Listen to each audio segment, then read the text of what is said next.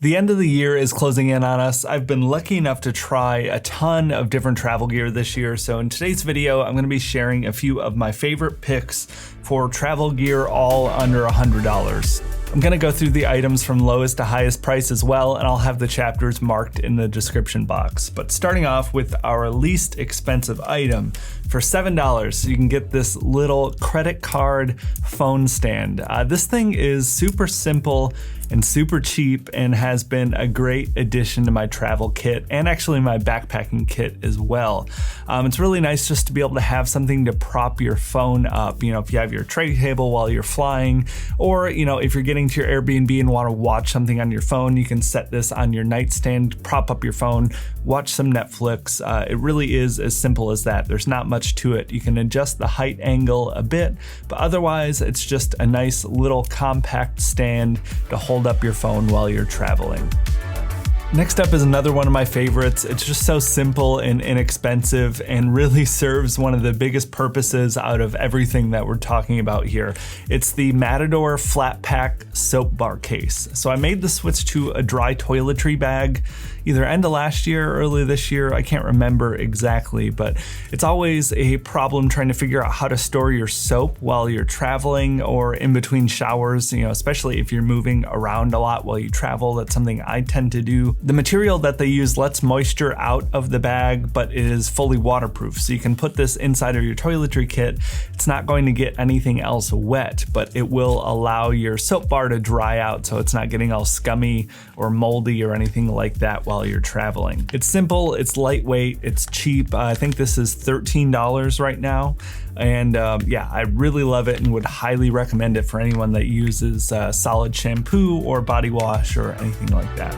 Next on the list is something I hope I don't ever need, but have been really happy that I have it. Recently picked up one of the Apple AirTags just to use as a way to keep track of my bag while I'm out and about during the city during my normal day-to-day, but also while I'm traveling. My recent review of the new Air City Pack, they actually had an AirTag holder inside of the bag, and it just refreshed my memory that I had been meaning to pick one of these up and give it a shot, and it's been a great peace of mind to just throw in my bag or throw in my Sling if I'm around the city. I can go around town and be able to keep track of everything. And I have seen stories of people recovering lost bikes and lost luggage. Fortunately enough, I haven't had to utilize it for that purpose, but if the day ever comes, it will be an extra leg up. The locator in the Find My app for iOS is excellent. So if you have an iPhone, pick one of those up or pick up the 4-pack. They get discounted if you need more of them. For $29, it's just a really great inexpensive peace of mind, especially if you're someone that carries around a lot of expensive tech in your day-to-day bag or when you travel. Next on the list, we have underwear. These are the Ex Officio Give and Go 2.0 Sport Mesh Boxer Briefs. They do make a women's version as well, along with, I believe, briefs and boxers and a few different lengths and a ton of different options. These have been a long-standing favorite for one-bag travelers for quite some time, and I kind of fought it for a lot of years until I tried them and I finally get it and understand why they're so popular. There are really two main approaches to travel clothing in terms of how you use it while you're out traveling. You can get some things like merino fabrics that are meant to be reworn multiple times without having any sort of smell or odor, or you can get something that's more of a synthetic fabric like the Ex Officios, where these will start to smell a little bit faster, so it's more of a one-wear sort of thing, but they're a lot easier to wash and they're a lot quicker to dry, which is really important when you're on the go, especially if you're doing sink laundry or something like that. These have been excellent. They're around $30, but they go on sale pretty often. They're sold and carried in tons of different places, so keep an eye out for a sale. But yeah, these have been great, and I will probably be picking up more from the 2 pair I already own. Next up, we're going to be covering one of my favorite topics, and that is coffee. I am a huge coffee nerd, have been for over a decade now, and I always love testing and trying different methods to make coffee, but my first love of coffee making was the Aeropress, and I have recently picked up and tried the Aeropress Go, and it is everything I love about the Aeropress, just in a more convenient, compact travel size. It's a little bit simpler than a pour over, I think. I feel like there's a lot of room for error for pour overs, especially if you're new to craft coffee making. And the Aeropress has always been something that's kind of foolproof, and I am happy to say I fully converted my non-nerdy coffee loving wife into an Aeropress user now these days too. So she has an Aeropress every morning. So it's definitely, even if you're not super into all the fancy coffee gear and stuff, it's a pretty foolproof method to make great coffee. It's going to taste way better and use a lot less waste than, K-cups in your hotel room or Airbnb. A couple of other notable mentions on the coffee front. I have actually made a whole separate video about travel coffee gear, so check that out if you're interested. But this is definitely kind of the simplest, easiest. If I had to pick one coffee setup, it would probably be this. Before we continue with the rest of the items, I want to take a minute to talk about the sponsor of today's video, and that is Nordgreen.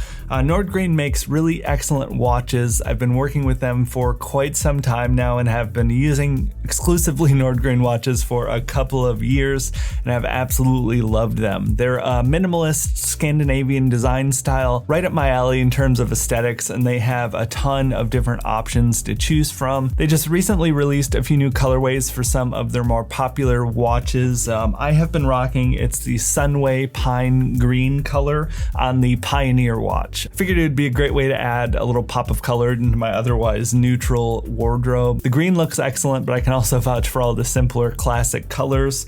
I am also trying out, it's the gunmetal mesh band along with it. They make nylon bands, they make leather bands, they make vegan leather bands, and a few different metal options as well. The lead designer is Jacob Wagner. He's worked with companies like Bang & Olufsen over his 25-year career, and the watches and the designs are just absolutely beautiful.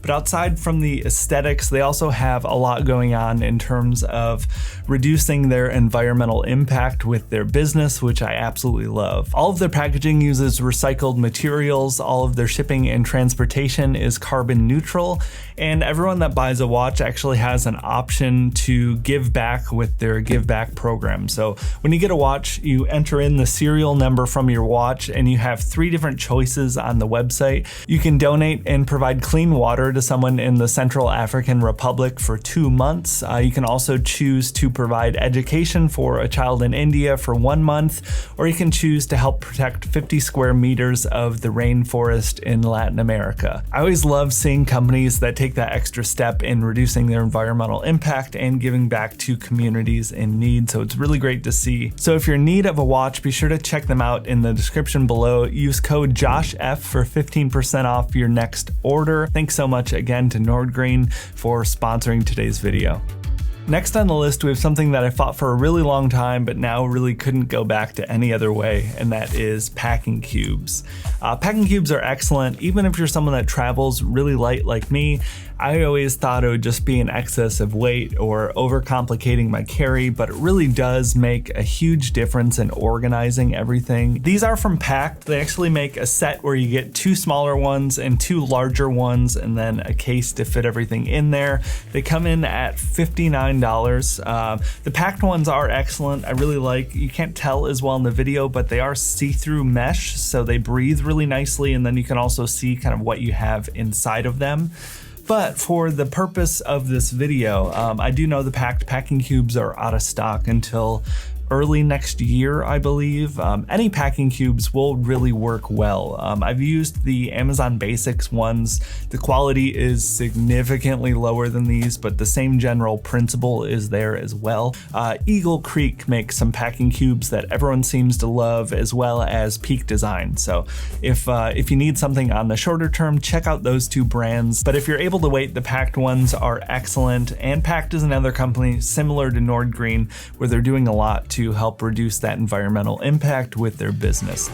Next up, we have a newer pickup of mine that I originally bought for wilderness backpacking, but will definitely be coming with me on normal travels as well. This is the Nitecore NB 10,000. It's a 10,000 milliamp hour battery bank. It's the most compact and lightweight 10,000 milliamp hour battery on the market that I've been able to find, as well as the Reddit ultralight community. They definitely do a lot more research than I do, but this thing, yeah, is 5.3 ounces, or I believe it's 150 grams or so. The shell is made of carbon fiber to help reduce the weight, and uses a little bit of a different battery system inside to get that weight down even further. But tons of usable energy in here compared to some of the cheaper battery banks that advertise higher amounts that you don't really get. It's USB-C as well, so if you're in the market for something really lightweight, this one is excellent. You do pay a premium for that though. These are usually around 60 bucks, but they do go on sale from time to time, and a lot of places that sell them will offer promotional discounts, REI and different places like that. So check them out on a sale, especially if you can, but otherwise I've been super happy with this thing, and I didn't really realize how small it was until I got it in person. So I had heard about these for quite some time, and have been really happy that I picked it up finally. If you're less concerned about the size or the weight, Anker makes some really great power banks that are a lot less expensive. I'm a big fan of the 10,000 milliamp hour slim battery bank from Anker. Quite a bit bigger and heavier than this, but definitely works really well for a smaller fraction of the price. Next on the list, we have the Packed Anywhere 5-liter sling. This is another one that's not necessarily this sling specifically, but I do really love this for travel, specifically for a few reasons we'll get into. But having a sling bag while you're traveling is an excellent way to be able to leave your bag in wherever you're staying, so you don't have to lug all of your stuff around all day long while you're exploring new cities. This is obviously better from a security and anti-theft standpoint, but it's also just nicer and less cumbersome to not have to carry around everything all day long. On top of the benefits when you're in your location, it's also really nice for the plane if you want to be able to tuck your backpack under your seat and keep it there permanently, or if you want to put it in the overhead compartment, you can have a little bag with all of your plane essentials, just easy to grab quickly out of your backpack and go. So you have everything you need. You don't need to fumble through your bigger bag while you're on your flight. For that reason specifically, I do really like the Packed sling compared to some of the others. The size and shape of this is very convenient for kind of plain stuff. Whether you want to put snacks or an iPad or things like that in here, it's much nicer, and the organization is a little more present compared to some of the other slings to be able to have this as a nice quick access plain bag. This is a cross shoulder bag, and a lot of slings will be able to tuck this away, but the ease you're able to tuck away the strap in the Packed one is so much better than every other sling that I've tried. So a few points that make this one specifically great for travel. They are still in pre-order right now at a discounted rate of $69 at the time of filming this. I'm not sure how much longer that's going to go on or when the official release date is. But this one has been excellent, and I would really recommend it as a travel sling if you want to have that as an extra to tuck into your bag. I've also been a really big fan of the Air City Sling 2. You're not really able to fit a big water bottle in here, but otherwise this thing is excellent as well. It's a bit heavier and the shape isn't quite as conducive to travel as this one in my opinion, but that is excellent for a day-to-day city bag and would easily be able to swap this out if you can't wait the time for this to get released. That one's $89 though compared to the $69 this one is right now. So grab that pre-order if they're still going because it's been excellent. Last but not least, we have the Lark water bottle. Lark reached out a couple months back and sponsored one of my more recent videos. It's a single-walled bottle that has a UVC light built into the cap that will remove viruses and bacteria from your water. If you're ever somewhere with questionable water sources, it's a great peace of mind just to be able to have this, and all you do to clean the water is you double tap on the bottle here, and it runs through a 1-minute cleaning cycle, so it kind of sterilizes the inside of the bottle and your water. This thing's really great, and aside from the functionality with the UVC light, it is a beautiful water bottle and definitely a statement piece and a bit of a conversation starter sort of thing in my experience. The 1-liter version that I have here comes in at a pretty steep price point of $98, but depending on the situation, if you're someone that does a lot of international travel and you're someone that is around questionable water sources pretty often, it doesn't really get much more convenient from this. So you can fill up, from a water bottle or a tap Just straight in there, you hit the button and everything is done. Nice and simple and convenient and beautiful to boot. I like that it's also not too thick and wide like the liter Hydro Flask. This is a lot slimmer, so it's gonna fit into a lot more water bottle pockets than some other water bottles will.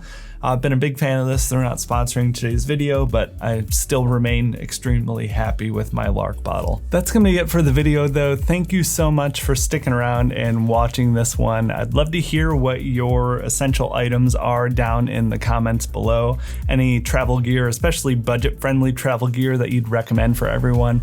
Leave that down. Let's get a good discussion going. Thank you all so much for watching though, and I will talk to you in the next one.